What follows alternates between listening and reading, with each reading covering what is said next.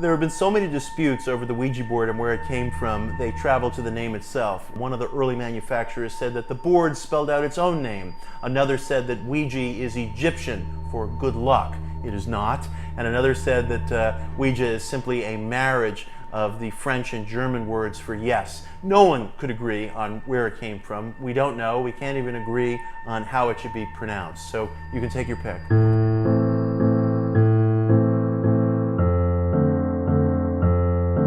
The earliest aspect of the spiritualist experience was the seance.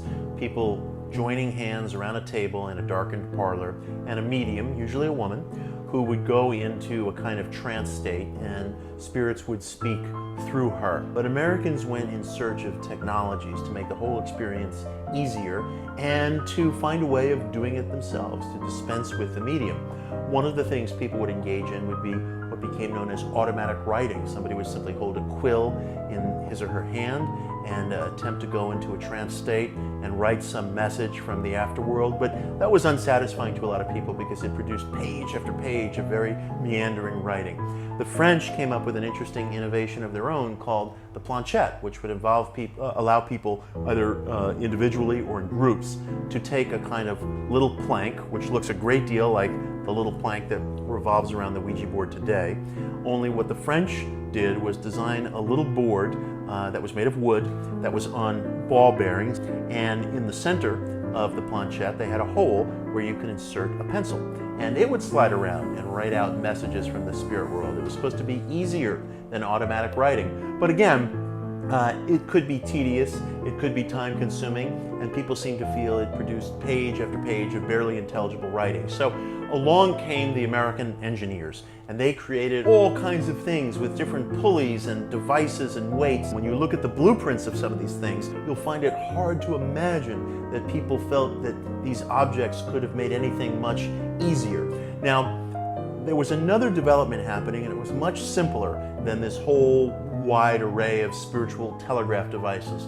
And it was something that was sometimes used at seances called the alphabet board. It was just a very simple board with the letters of the alphabet printed out on it, and sometimes a medium would point to a certain letter, and upon pointing to a letter, if she received a spirit knock or some sort of symbol from the other world, that system would be used almost as an occult telegraph system to spell out words.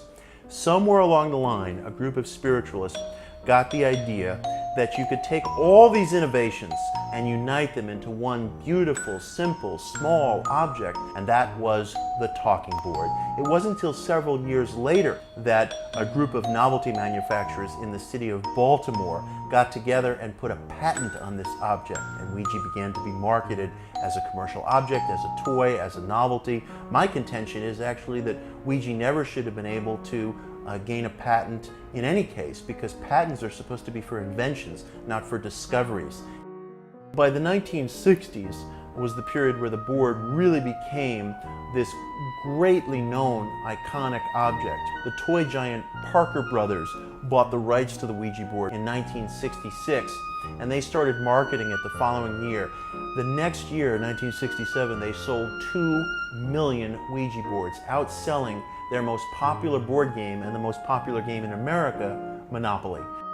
Most of us today think of the Ouija board as an object that's used by kids who lock themselves in bathrooms to try to have spirit communication, or who use the board at sleepover parties or what have you. But there are some interesting and formidable cultural figures who have used the Ouija board, and in very serious ways. One of them is the Pulitzer Prize-winning American poet James Merrill.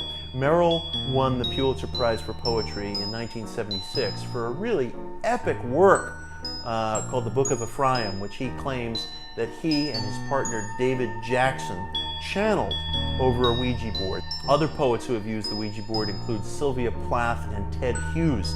Plath and Hughes both wrote poems about their experiences using the Ouija board, and probably the most haunting of those poems was Ted Hughes' 1957 poem, Ouija, in which the Ouija board addresses itself to Sylvia Plath, and the board says to Sylvia, "Fame will come, fame especially for you. Fame cannot be avoided, and when it comes, you will have paid for it with your happiness, your husband, and your life.